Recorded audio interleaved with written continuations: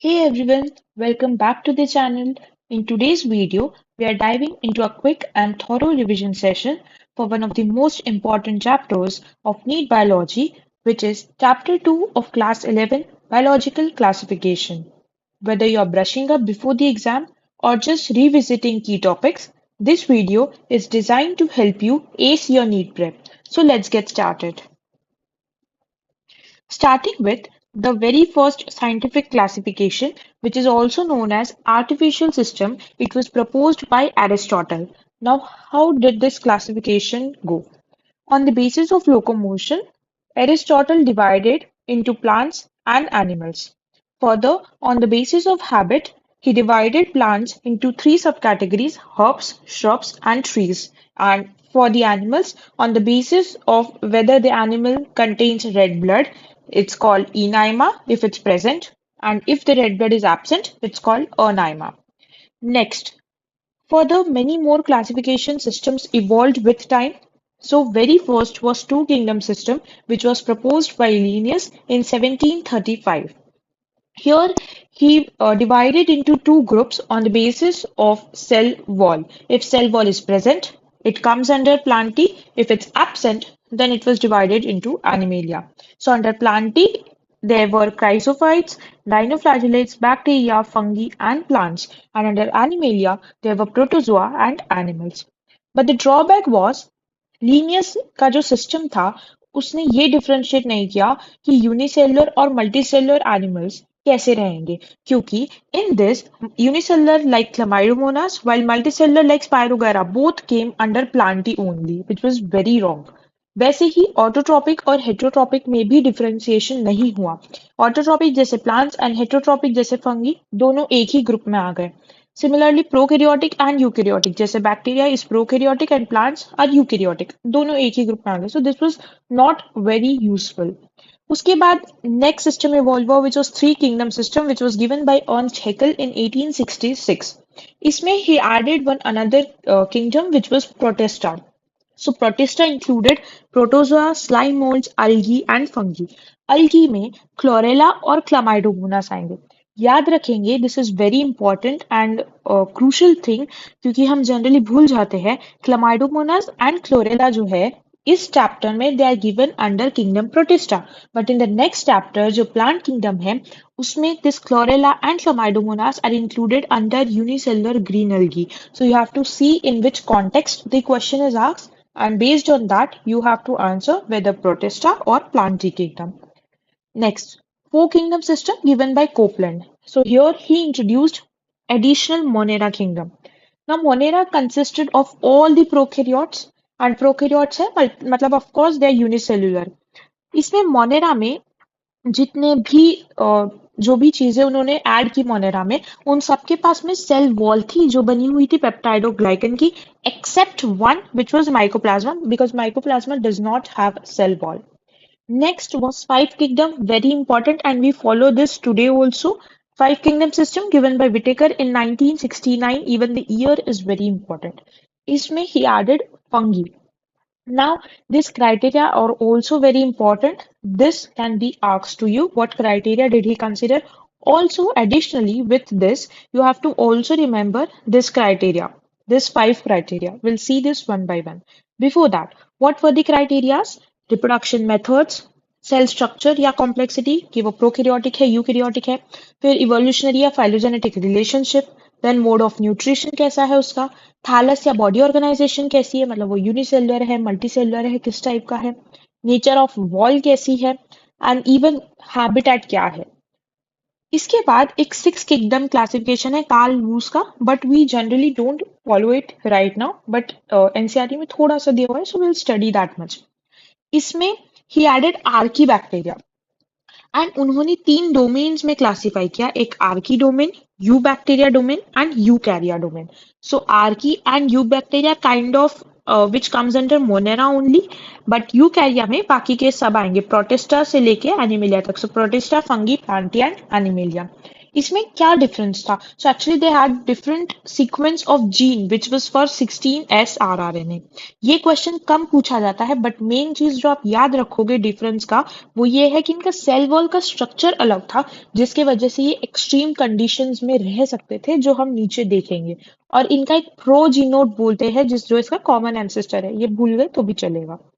उसके बाद अगर आपको क्वेश्चन पूछा गया कि which kingdom has most diverse nutrition, your first choice would be Monera. क्यों, हम ये टेबल में देखेंगे नीचे। But if you not given Monera as an option, आप प्रोटिस्टा चूज कर सकते हो, but first option would be Monera. अब ये एनसीईआरटी में एक लाइन दी हुई है कि किंगडम प्रोटिस्टा जो है उसने क्लामाइडोमोनास और क्लोरेला को दोनों साथ में ला दिया, है ना। बट इन दोनों के पास में सेल वॉल है, इसलिए इनको प्लांटी में इंक्लूड कर दिया। और इनको इंक्लूड किया पैरामेशियम और अमीबा के साथ, जो पहले एनिमल किंगडम में रखे गए थे, क्योंकि इनके पास सेल वॉल थी ही नहीं। तो इसका मतलब ये हुआ कि जो लीनियस ने क्लासिफिकेशन किया था वो बिल्कुल गड़बड़ था, बिकॉज उन्होंने क्लमाइडोमोनास, क्लोरेला, पैरामेशियम, अमीबा इन सब को एक साथ रख दिया था, क्योंकि सेल वॉल के सॉरी, क्योंकि उनके न्यूट्रिशन के कारण। बट अभी हमें पता चला है कि पैरामेशियम और अमीबा के पास तो सेल वॉल है ही नहीं। Chlamydomonas and chlorella के पास सेल वॉल है, so on the basis of cell wall you can not differentiate it, वो गलत हो जाएगा। उसके बाद में कुछ अटेम्प्ट्स हुए कि क्लासिफिकेशन सिस्टम को इवॉल्व कर सकते हैं, ताकि उसमें हम मॉर्फोलॉजिकल, फिजियोलॉजिकल, रिप्रोडक्टिव, फाइलोजेनेटिक, ये सारी सिमिलैरिटीज को कंसिडर कर सके। Now this table is very important, इससे भी काफी क्वेश्चंस पूछे जाते हैं। नाउ मोनेरा में सेल टाइप क्या है? प्रोकैरियोटिक है। सो एक ही प्रोकैरियोटिक किंगडम है, बाकी सारे यूकैरियोटिक है। सेल वॉल कैसा है? सो मोनेरा में we have non cellulosic cell wall which can be of polysaccharide, amino acids और पेप्टाइडोग्लाइकन। वैसे ही प्रोटिस्टा में भी कुछ कुछ इसमें सेल वॉल प्रेजेंट रह सकती है। फंगी में of course we know cell wall होती है which is of chitin, plus कुछ पॉलीसैकेराइड्स हो सकते हैं।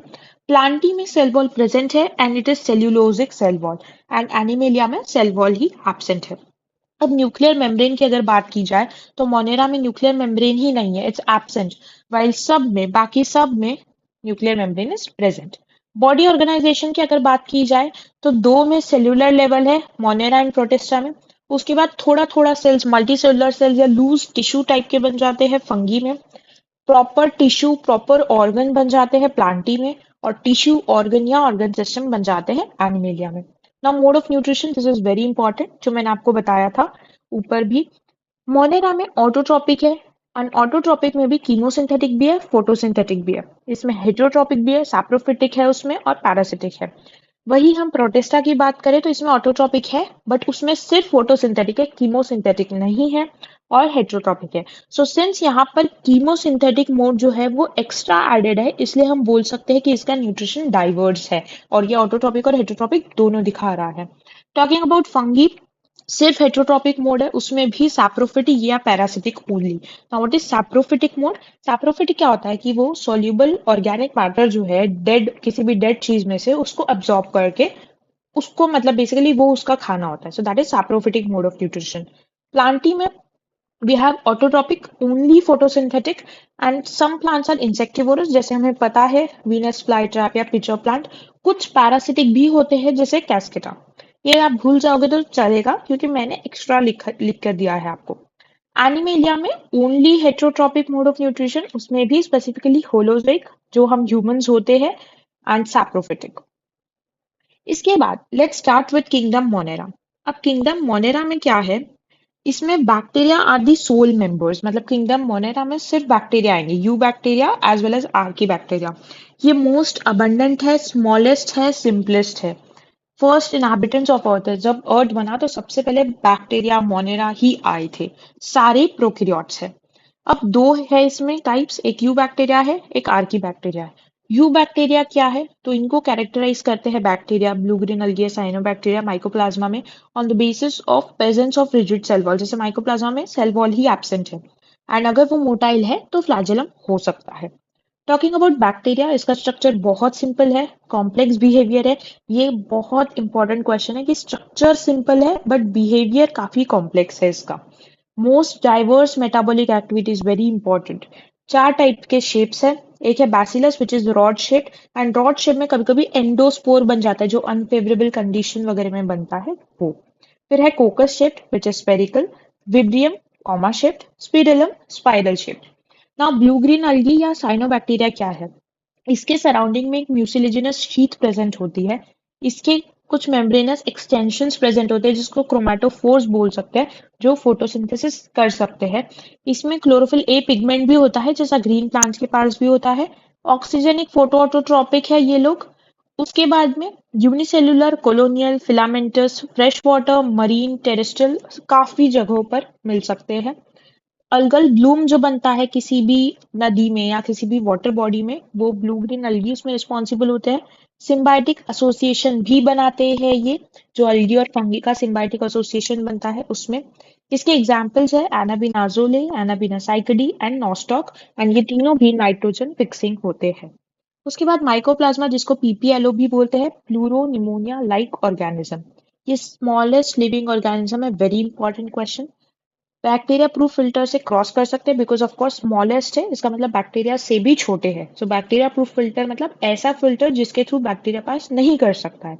सो इट्स ऑब्वियस कि अगर माइकोप्लाज्मा बैक्टीरिया से भी छोटे हैं तो ऑफकोर्स वो उससे पास कर सकते हैं। इनका साइज इंपॉर्टेंट है 0.1 से 0.3 माइक्रोमीटर, ये हम सेल चैप्टर में भी पढ़ेंगे। इसमें सेल वॉल एब्सेंट है, very important. They can leave without oxygen, facultative anaerobic है, मतलब बिना ऑक्सीजन के भी रह सकते हैं। अगर फैसिलिटी मिली तो बिना ऑक्सीजन के भी रह सकते हैं। बट ये पैथोजेनिक होते हैं प्लांट्स के लिए भी और एनिमल्स के लिए भी, काफी डिसीजेस कॉज करते हैं। इनको जोकर्स ऑफ प्लांट किंगडम भी बोला जाता है क्योंकि ये शेप बदलते रहते हैं अपना। टॉकिंग अबाउट आर्कीबैक्टीरिया, इनमें सेल वॉल का स्ट्रक्चर डिफरेंट है जिसकी वजह से ये एक्सट्रीम कंडीशन में रह सकते हैं। तीन एग्जाम्पल्स है, हैलोफाइल्स, थर्मोएसिडोफाइल्स एंड मिथानोजेंस। हैलोफाइल्स क्या है? हैलो मतलब कुछ सॉल्टी, तो जो सॉल्टी एरिया में रहेंगे दे आर हैलोफाइल्स। थर्मोएसिडोफिल्स क्या है? जो थोड़े हॉट जगहों पर रहेंगे, हॉट स्प्रिंग्स में रहेंगे, एंड ये दोनों भी फेकल्टेटिव एनारोबिक है। मिथानोजेंस क्या है? मिथानोजेंस तीन जगहों पर या तीन चीजों में मिलते हैं। एक है मार्शी एरियाज में, एक रूमिनेंट्स जैसे काउज है उनकी गट में, और एक मिलते हैं बायोगैस के कॉम्पोजिशन में। बायोगैस का कॉम्पोजिशन है methane CH4, carbon dioxide CO2, H2S and H2 hydrogen. और ये ऑब्लिगेट एनारोबिक है, मतलब बिना ऑक्सीजन के ही सर्वाइव करते हैं।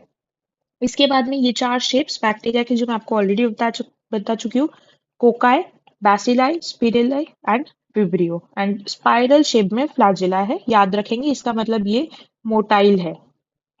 ओके, नेक्स्ट एक टॉपिक है हेट्रोसिस्ट। हेट्रोसिस्ट क्या होता है? अब ये सपोज कोई एक नॉर्मल मोनेरा का डायग्राम है, स्पेसिफिकली टॉकिंग जैसे लेट्स से नॉस्टॉक है, ये नॉस्टॉक या एनाबिना है। अब उसमें बाकी के सेल्स सारे वेजिटेटिव सेल्स है, बट कोई भी एक सेल या दो सेल मॉडिफाई हो जाते हैं जिन्हें हम हेट्रोसिस्ट बोलते हैं। आप देख सकते हो इसकी वॉल काफी थिक है in comparison to normal vegetative cells, तो ये थिक वॉल्ड हो जाते हैं, थोड़े कंपैरेटिवली बड़े होते हैं बाकी सेल्स से। इसमें PS2 एब्सेंट होता है, ये हम फोटोसिंथेसिस वाले चैप्टर में अच्छे से पढ़ते हैं। सिंस PS1 प्रेजेंट होता है ये ATP बना सकते हैं, बट PS2 नहीं होता है इसलिए इनमें वाटर स्प्लिटिंग नहीं कर सकते हैं, ये ऑक्सीजन रिलीज नहीं कर सकते हैं। ऑफ कोर्स ऑक्सीजन नहीं है इसका मतलब एनारोबिक रेस्पिरेशन ही होगा, but very important thing and importance ये है इसका कि ये नाइट्रोजन फिक्स करके देते हैं, वेरी इंपॉर्टेंट वर्ड। सो हेट्रोसिस्ट का काम क्या है? नाइट्रोजन फिक्सेशन करना।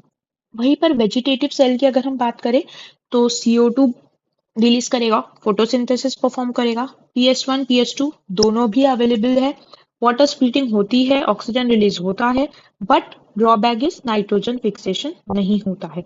सो बेसिकली हेट्रोसिस का काम है नाइट्रोजन N2 को अमोनिया NH3 में कन्वर्ट करना, विच is called nitrogen fixation. And यहाँ पर हमने पढ़ा था म्यूसिलेजिनस शीथ हो सकती है around them, so this is mucilaginous sheath. Now you bacteria के बारे में, न्यूट्रिशन के बारे में थोड़ा डिटेल में पढ़ेंगे। तो इसमें दो टाइप के न्यूट्रिशन हमने ऑलरेडी पढ़े हैं, ऑटोट्रॉपिक भी हो सकता है, हेटेरोट्रॉपिक भी हो सकता है। सो एक एक करके देखते हैं, पहले ऑटोट्रॉपिक देखते हैं। ऑटोट्रॉपिक काफी कम होते हैं। इसमें क्या होता है, इनऑर्गेनिक कार्बन को एनर्जी यूज करके फूड में कन्वर्ट किया जाता है। दो टाइप्स है इसमें, photo autotrophic, chemo autotrophic. Photo autotrophic क्या है? इसमें गैस वैक्यूल्स प्रेजेंट होते हैं, सनलाइट रिक्वायर्ड होती है, ऑफ कोर्स फोटो है मतलब लाइट, सनलाइट रिक्वायर्ड है, कुछ पिगमेंट्स प्रेजेंट होते हैं। इसमें साइनोबैक्टीरिया भी फोटो ऑटोट्रॉपिक है जिसको ब्लू ग्रीन अल्गी बोला जाता है। क्लोरोफिल ए पिगमेंट प्रेजेंट होता है। यूनिसेलुलर है, कोलोनियर है, फिलामेंटस, तीनों टाइप से हो सकते हैं। फ्रेश वाटर में मिल सकते हैं, मरीन वाटर में मिल सकते हैं, इवन टेरेस्ट्रियल भी हो सकते हैं।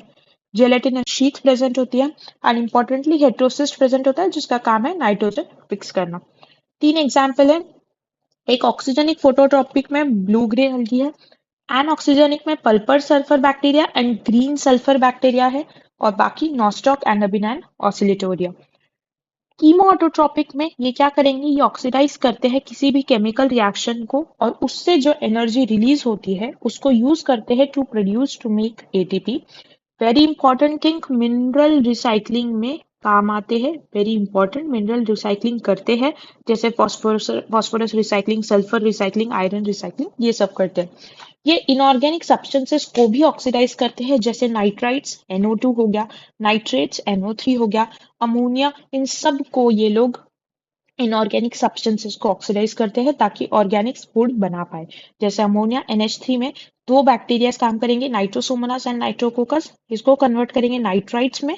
फर्दर नाइट्रोबैक्टर काम करेगा जो इसको नाइट्रेट्स में कन्वर्ट करेगा।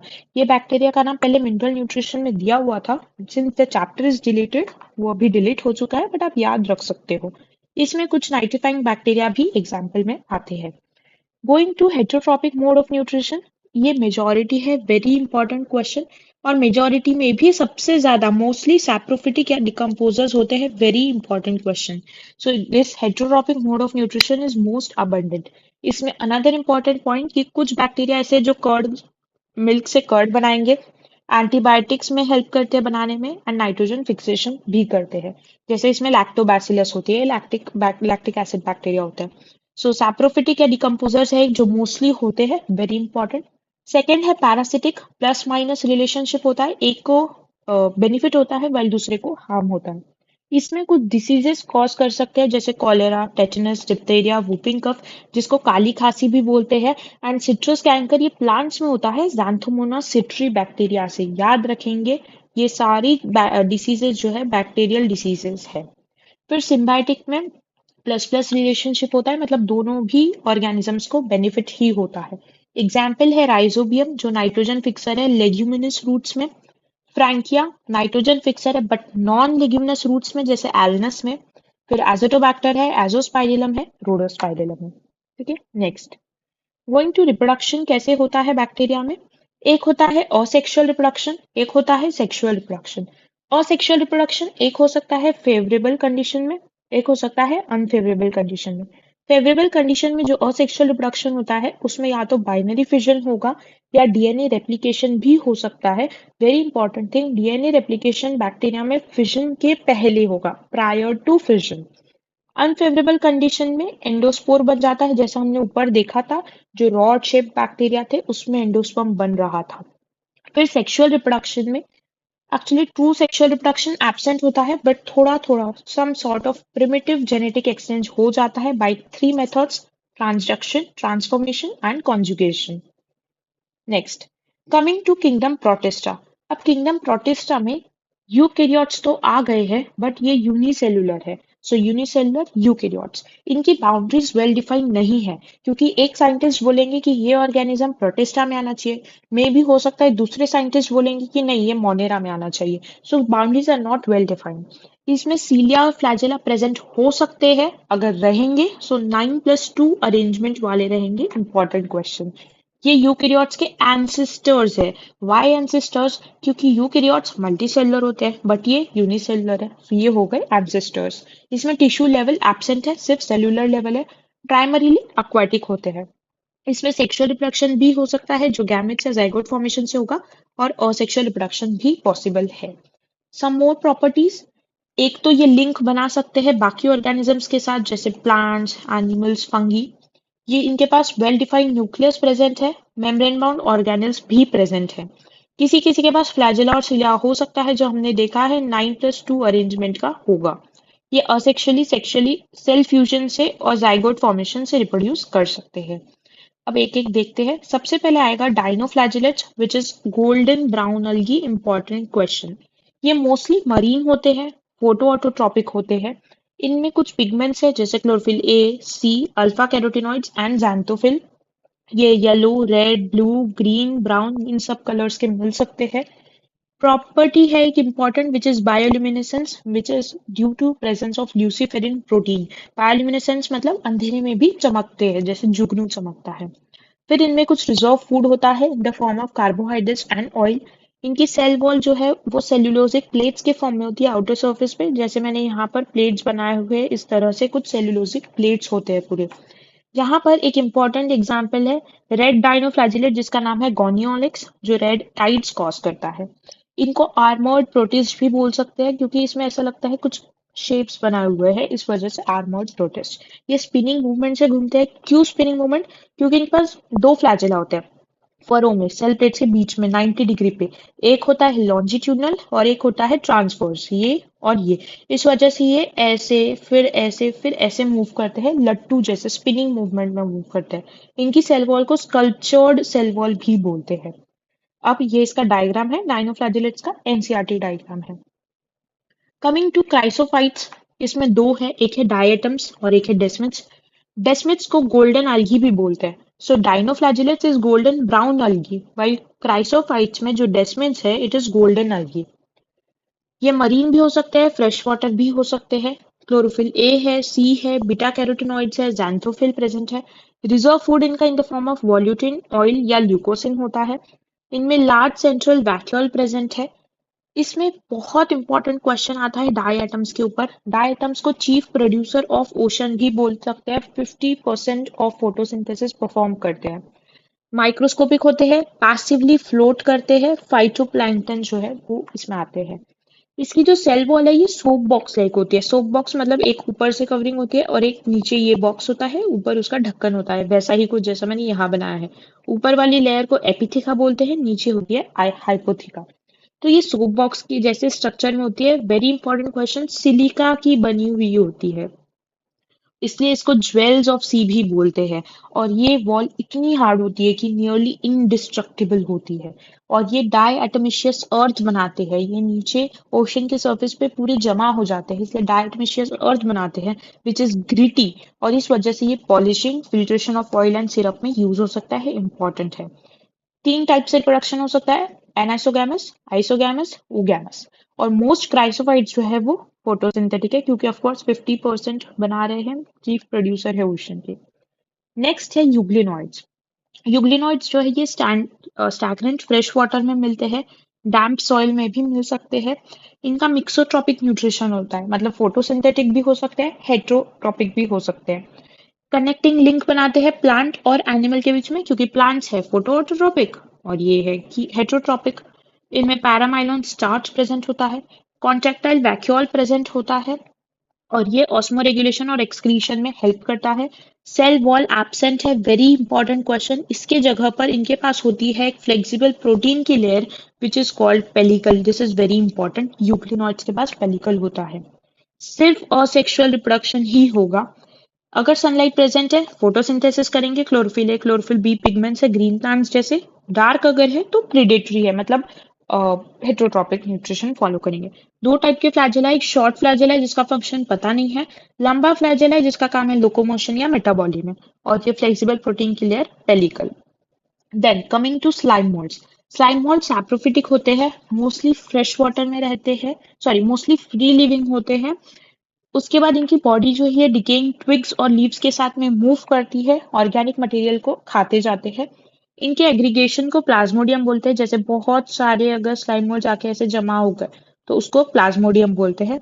अनफेवरेबल कंडीशन में क्या होता है, प्लाज्मोडियम डिफरेंशिएट करता है और ये फ्रूटिंग बॉडी बना देता है अनफेवरेबल कंडीशन में। और ये फ्रूटिंग बॉडी, ये जैसे एक एक स्ट्रक्चर्स जो है इनको फ्रूटिंग बॉडी बोलते हैं। और फ्रूटिंग बॉडी के अंदर में स्पोर्स होते हैं, ये जो मैं अभी बना रही हूँ स्पोर्स है। और स्पोर्स के पास क्या होता है, ट्रू वॉल होती है, सेल्यूलोजिक वॉल होती है, जिसके वजह से ये काफी रेजिस्टेंट हो जाते हैं। और हैप्लॉइड स्ट्रक्चर है, ऑफ कोर्स स्पोर्स हैप्लॉइड है, तो ये मियोसिस से डेवलप करते हैं हैप्लॉइड स्पोर्स और ये फिर एयर के थ्रू डिस्पर्स हो जाते हैं। फर्टिलाइजेशन होगा, जाइगोट बनेगा जो डिप्लॉयड रहेगा। अब इसमें कैरियोकाइनेसिस होता है, इसका मतलब न्यूक्लियस फ्यूज हो जाते हैं, बट साइटोप्लाज्म फ्यूज नहीं होते हैं।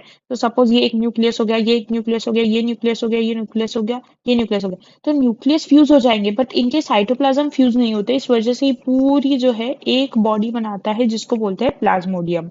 ये और ये सैप्रोफिटिक होता है, डिप्लॉयड है, मल्टीन्यूक्लिएटेड है। Protozoa very important, primitive relatives of animals है, हेट्रोट्रॉपिक है, इसमें प्रेडेटर्स या पैरासाइट्स हो सकते हैं, होलोजोइक न्यूट्रिशन है। इसमें चार क्लासेस है। एक है अमीबॉइड जो फ्रेश वाटर में रह सकता है, सी वाटर में रह सकता है, मॉइस्ट सॉइल पे रह सकता है। इनके पास सूडोपोडिया होते हैं जैसे अमीबा के पास है। सिलिका शेल्स के फॉर्म में बनाते हैं ये लोग मरीन फॉर्म्स में, जैसे जो पानी में रहते हैं वो सिलिका शेल्स बनाते हैं। Important question. और ये एग्जाम्पल आएगा इसमें एंट अमीबा विच इज पैरासिटिक। फिर है फ्लैजिलेटेड प्रोटोजोआ जो या तो फ्री लिविंग हो सकता है या पैरासिटिक भी हो सकता है। फ्लैजेला प्रेजेंट है इसके पास, डिसीजेस कॉज करता है जैसे स्लीपिंग सिकनेस। इसका एग्जाम्पल है ट्राइपेनोसोमा जो डिसीज कॉज करता है लेशमानिया काला आजार। फिर है सिलिएटेड, ये एक्वाटिक हो सकता है और एक्टिवली मूव करता है क्योंकि नाम में ही है सिलिया, सिलिया प्रेजेंट है इसके पास। इसकी कैविटी को गलेट बोलते हैं जो सीधा सेल सरफेस से बाहर की तरफ ओपन करता है। इसका एग्जाम्पल है पैरामीशियम। पैरामीशियम के पास दो टाइप के न्यूक्लियस है, एक है माइक्रो न्यूक्लियस जो हेरिडिटरी में फंक्शन करता है, मैक्रो न्यूक्लियस जिसका काम होता है मेटाबॉलिज्म में।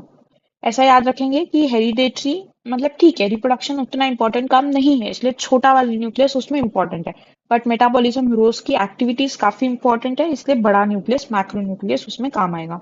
अब जो भी सीलिया है उन सबका कोऑर्डिनेटेड मूवमेंट बहुत इंपॉर्टेंट होता है ताकि जो भी वाटर लेडन फूड है उसको हम गलेट के अंदर डाल सके। जैसे डायग्राम में आप देखो ये जो दिख रहे हैं छोटे छोटे, this all are cilia, outside the surface पूरे सीलिया होते हैं, तो इन सबका कोऑर्डिनेटेड मूवमेंट होता है। फिर है स्पोरोजोअन। स्पोरोजोअन में इन्फेक्शियस स्पोर लाइक स्टेज होती है, इसमें मोस्ट नोटोरियस प्लाज्मोडियम आता है। इंपॉर्टेंट क्वेश्चन, जो एक मलेरियल पैरासाइट है। कोई भी लोकोमोटरी ऑर्गेनिल्स नहीं है इसमें और सारे एंडोपैरासाइट्स है। फिर ये डायग्राम देख लेंगे, ये यूग्लिना का डायग्राम है और ये स्लाइम मोल्ड का डायग्राम है। इसके बाद हम आएंगे किंगडम फंगी के ऊपर।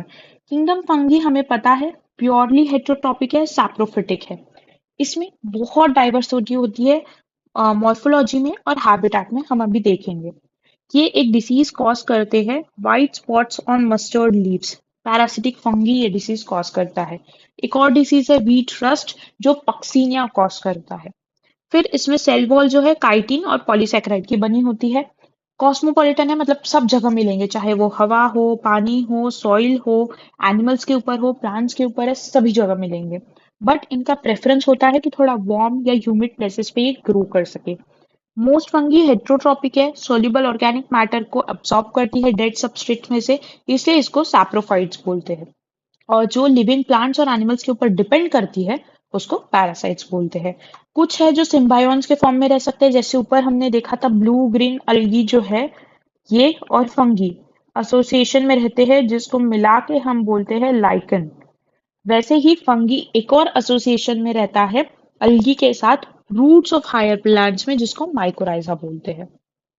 ठीक है, सो लाइकन के साथ में रहेगा और एक रहेगा माइकोराइजा जो हायर प्लांट्स में रहेगा। ठीक है, फिर इसमें हाइफी जो है हैप्लॉइड स्ट्रक्चर होता है, long slender thread like structure है। इसमें माइसीलियम बनता है एक जो है नेटवर्क ऑफ हाइपी हाइफी, और दूसरा है सेप्टेट या असेप्टेट। अब माइसीलियम क्या है? माइसीलियम हो सकता है या तो सेप्टेट और ब्रांच्ड हो या फिर असेप्टेट और सिनोसिटिक हो। असेप्टेट मतलब कोई भी सेप्टा नहीं हो, जैसे ही मैंने ये बना दिया सपोज और बहुत सारे न्यूक्लियस बना दिए, दिस इज असेप्टेट एंड सिनोसिटिक, मतलब कोई भी सेप्टा नहीं है, जैसे मैंने यहाँ पर सेप्टा बनाए हैं, so this is septate, but this is aseptate and coenocytic multinucleated. दूसरा हो सकता है सेप्टेट यानी सेप्टा प्रेजेंट है, जैसे मैंने ये सेप्टा बनाए हैं। तो जनरली सेप्टेट वाला हायर फंगी में मिलता है जिसको एस्कोमाइसिटीज, बेसिडियोमाइसिटीज, ड्यूटेरोमाइसिटीज, और असेप्टेट वाला जो है जैसे ये है जिसमें सेप्टा ही एब्सेंट है, ये लोअर फंगी फाइकोमाइसिटीज में मिलता है। Very important question. इसके बाद let's come on to reproduction in fungi. तीन है, एक है वेजिटेटिव और सेक्सुअल। सेक्सुअल वेजिटेटिव देखेंगे, इसमें फ्रैगमेंटेशन के थ्रू हो सकता है या फिर ईस्ट में बडिंग और फिजन के थ्रू हो सकता है। असेक्सुअल रिप्रोडक्शन जो है इसमें स्पोर्स बनते हैं माइटोसिस से, but asexual reproduction is absent in basidiomycetes. Important question. इसमें तीन टाइप्स के स्पोर्स हो सकते हैं या तीन टाइप से हो सकता है रिप्रोडक्शन। एक है जूस्पोर्स, स्पोरैंजियोस्पोर्स या अप्लानोस्पोर्स और कोनिडिया। जूस्पोर्स मोटाइल या फ्लैजिलेटेड होते हैं, एंडोजिनस होते हैं, फाइकोमाइसिटीज में होते हैं। स्पोरैंजियोस्पोर या अप्लानोस्पोर नॉन मोटाइल है, एंडोजिनस है, फाइकोमाइसिटीज में मिलते हैं।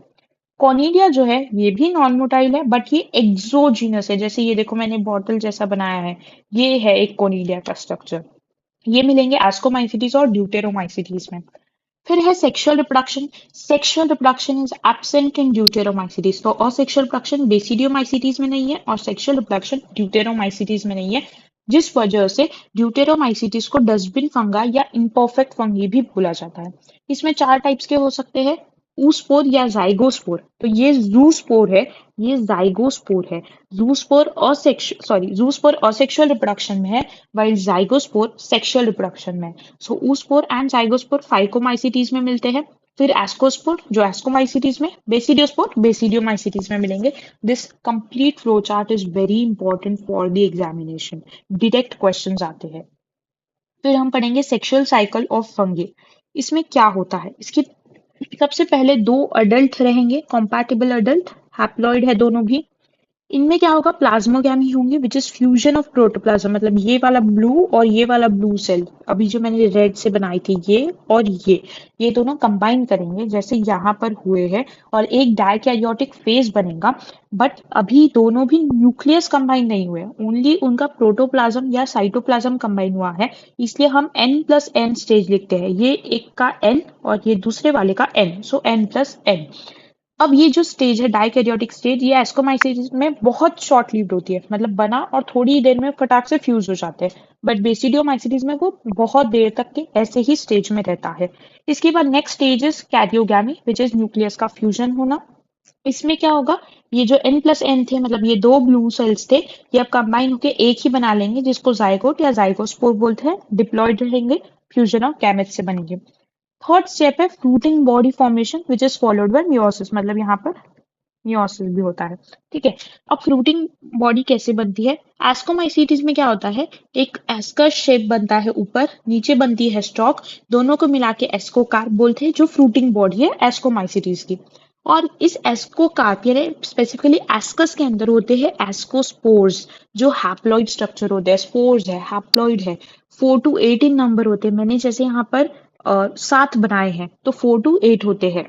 नॉन मोटाइल है, एंडोजीनस है, एंडोजीनस क्योंकि इस पर्टिकुलर एस्कस स्ट्रक्चर के अंदर प्रेजेंट है।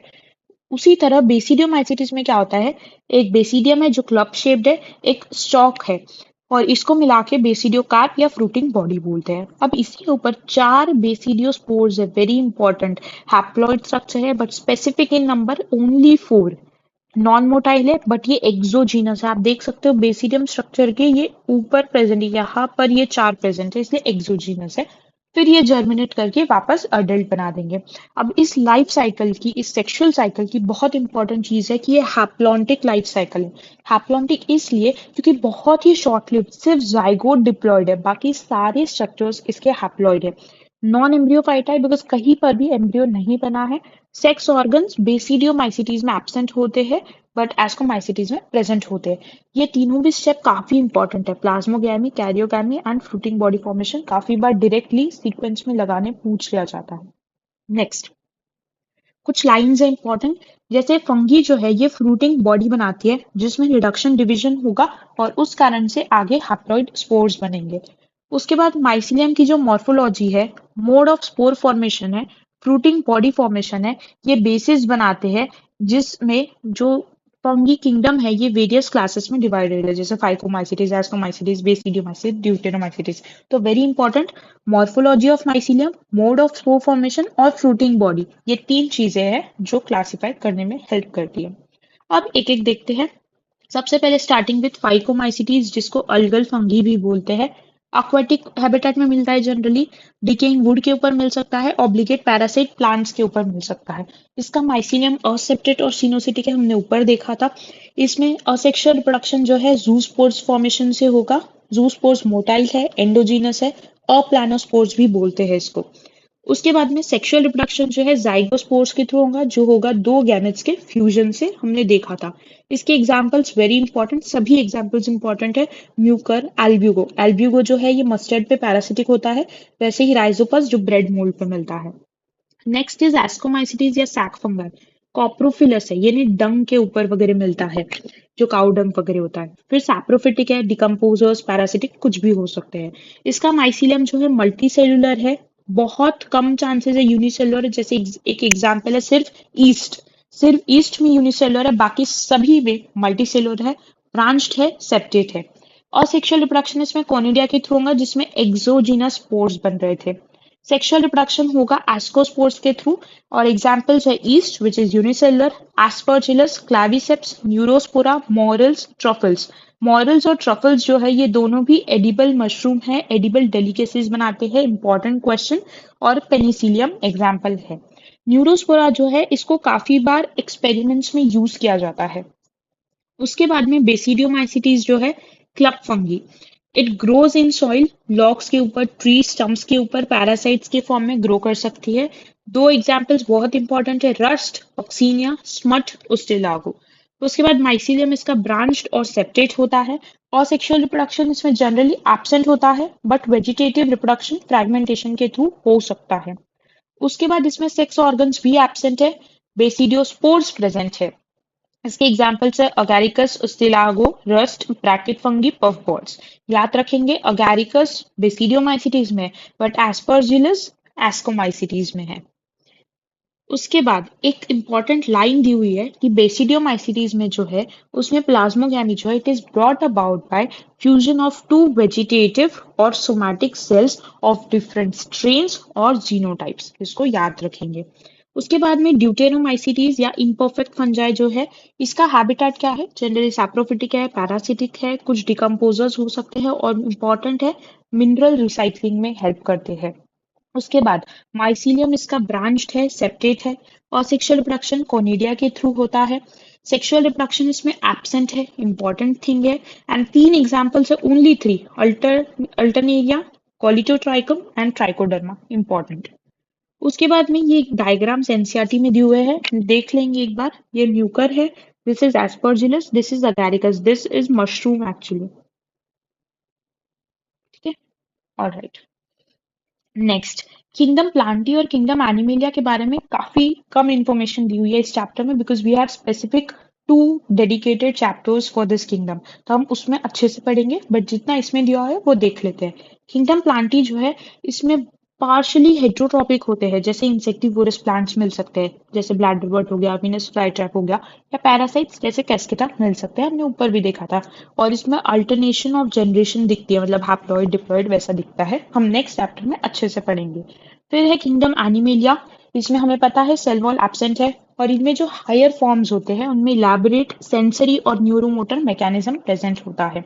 ये डायरेक्टली या इनडायरेक्टली प्लांट्स पे डिपेंड करते हैं।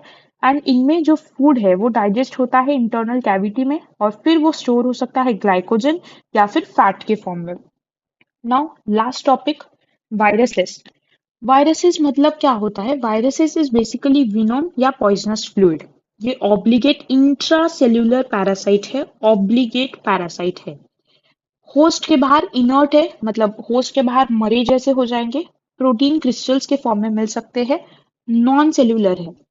और एक सेल को जब भी वो जैसे ही इन्फेक्ट कर लेते हैं, वो होस्ट सेल की मशीनरी के ऊपर टेक ओवर कर लेते हैं और फटाफट से रेप्लिकेट करते हैं, फाइनली उस होस्ट को किल कर देते हैं।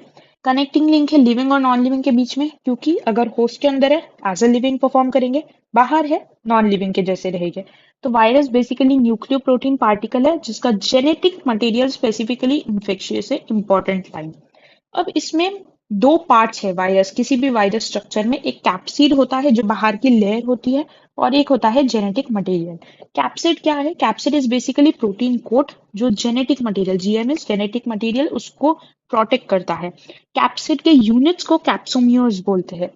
अब जो टोबैको मोजाइक वायरस है उसमें ये यूनिट्स हेलिकल है, और बैक्टीरियोफेज में ये यूनिट्स पॉलीहेड्रल है, याद रखेंगे। हम डायग्राम भी देख लेते हैं।